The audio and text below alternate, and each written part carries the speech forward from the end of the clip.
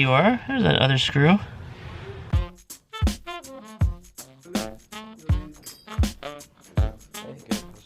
That's awesome. Big hole.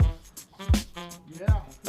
Good morning, allies. It's a Tuesday morning, Tuesday the 5th, July 5th, and I realized I got into my car, and I get that feeling like after just a crazy weekend. It was a 4-day weekend, by the way. Great weekend, but crazy weekend. I get in my car, and I kind of like, my car is turning into my little kind of alone space, my sanctuary, if you will. I get in my car and I just kind of like exhale. And I realize I haven't really talked about my car. My car is a feature of the vlog, but I never really discussed anything about it. And I'm gonna do that right now. This is a 2012 Nissan Xterra, a special delineation, the Pro4x model. That's a delineation they gave to the package that is on this truck, and it is a off-road package. It's their most expensive package for the particular car. I purchased it used with 50,000 miles on it, and it was $19,000. Straight cash, baby.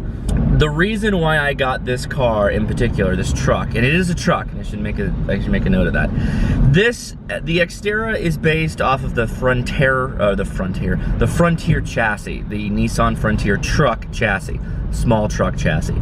So it is a mid-sized SUV. The reason I got this truck is because I wanted something that was both capable of towing and off-road. And this does both. This has a 5,000 pound towing capability, and it is a very comparable off-road vehicle. It's 4-wheel drive, electric controlled inside the cabin. It's a 4 high, 2-wheel drive, and 4 low. It also has electronic rear lockers, which are also controlled, and it has downhill assist, and it has traction control off, and it has lights on the top, although I've never really used the lights, had the opportunity to use the lights. One of the major reasons why I got this car over, say, the Toyota FJ Cruiser is that it is much cheaper, and the engine, I feel, from what I've looked up, is both a little stronger, a little bit more reliable, and it accepts 87 gas instead of the 91 like the owner's manual calls for on the FJ Cruiser. Now, I have no particular beef against any other car, and I think getting all like that is dumb. I'll only talk about my car. I like my car. My car is cool. It has a Rockford Fosgate, 6-disc CD changer. The Rockford Fosgate name is like synonymous with like the late 90s to me, because every kid in high school was throwing a Rockford Fosgate bazooka tube in the back of their muscle cars and taking their girls out on dates on. So that cracks me up. It's got it has a subwoofer, I believe, under the driver's seat. It has a really nice speaker system. It's fine for what I need. I am a prosumer in life. I'm not a professional off-roader. I'm not a professional speaker dude. I don't do competitions. I don't care to do any of that. I find this middling, above middle area that I like to be at, and that's right where I live. That's the spot that I go at, usually, with all things in life.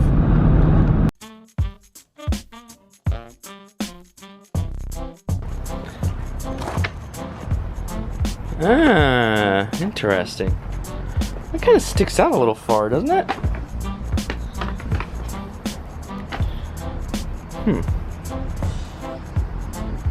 Got a brief interruption here to talking about my car. I'm gonna go work on somebody else's car.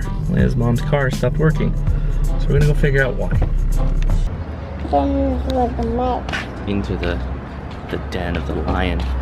Never get your service done at Pet Police, ever.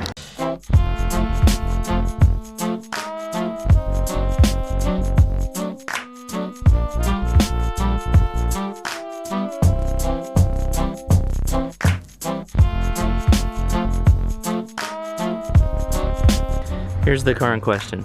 A German automobile. Let's figure out what's wrong with it.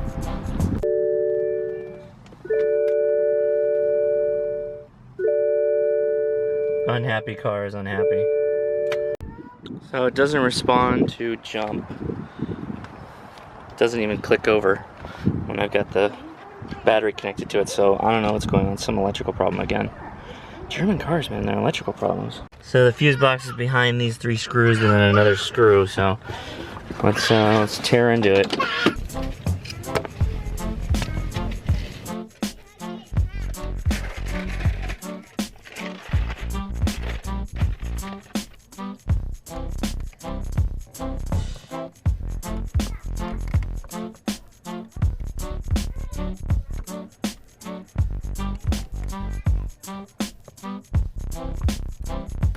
Well, all these fuses are good, so... Oh, there's a bunch of little ones back there. How does this thing even come out? This is crazy.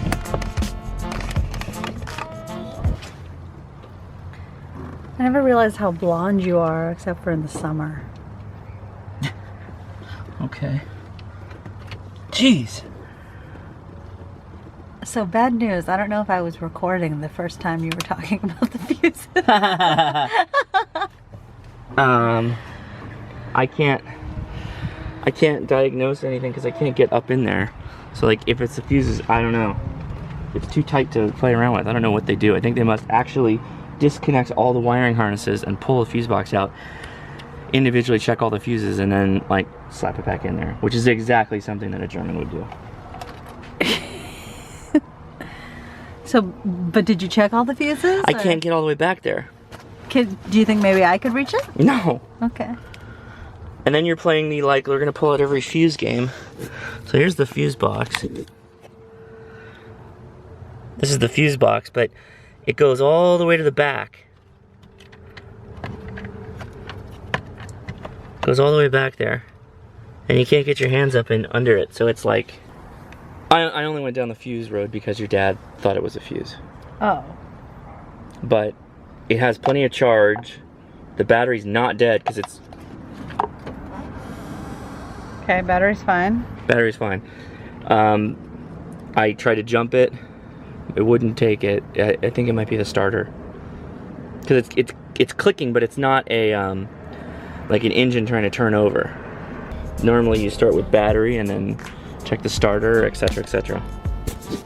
That's not a good prognosis for Mr. BMW X5. The battery seems to be working okay. The controls for the seats, the electronics, all function. I threw it on my jumper cables just in case, tried to start it. Wouldn't start, it doesn't, it just kind of goes like click, click, click, click, click, which makes you think battery, but it's on my charge, so I don't know what it is with German cars and me, but I have bad luck. She was also saying, my mother-in-law was also saying that the battery was dying, like she was getting the battery indicator, which means alternator, but that wouldn't stop the car from starting, that's the starter.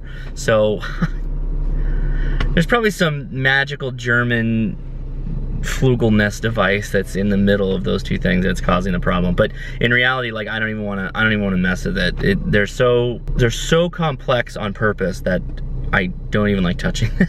Another reason why I like my Nissan Xterra. Of course, there are a couple things with the Xterra that are not great. It doesn't get very good mileage. It gets under 15 mileage usually when I'm in traffic. The interior is kind of chintzy, it's plasticky, it's appealing to a rugged mindset, I understand, and it's great for having kids, making messes and whatnot, because it's easy to clean up, but it's not luxury feeling. Of course, it's not supposed to. The electronics feel dated. It doesn't have Bluetooth, it doesn't have navigation. Newer models have that, but it's still an older radio, an older style, some of Nissan's older equipment. 2016 is the last year for the Xterra and the way it sits right now. I believe that they won't be making it again in 2017, so it may come back in the future as another type of car or truck or whatever, but at this very moment, this is it. It's a little time capsule of the early 2000s. It has maintained the look of the Xterra pretty much through it all. And that brings me to the last downside, and this is totally subjective, but it looks weird. People who see it don't like the look of it. They think it looks kind of like a toy almost, and it does. It harkens back to the Tonka trucks of when I was a kid.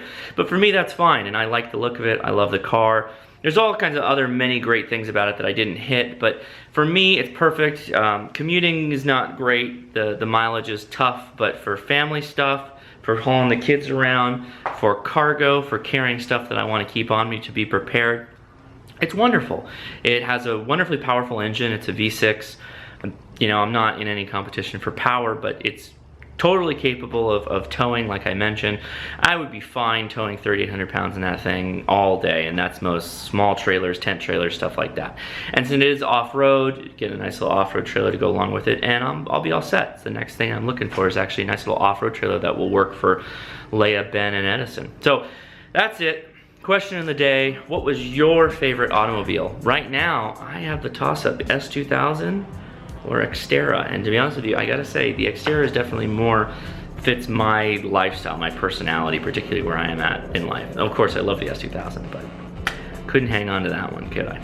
All right, post it down in the comments below. Let me know what your favorite car is, and yeah, guys, if you like this, give me a thumbs up, and if you're not already, subscribe. It would help me out, okay? Talk to you tomorrow. Tomorrow morning. See you then. End of the video, and this is what we call a trailer. It's where I ask you, if you enjoyed the video, please give me a thumbs up. And if you'd like to see my day-to-day vlogs, hit subscribe. And if you want, I've got a whole playlist with over 700 videos just talking about stuff that you just watched. So if you enjoy all of that, go check that out too. I really appreciate you coming. Comment below. I engage with everybody, and thanks a lot.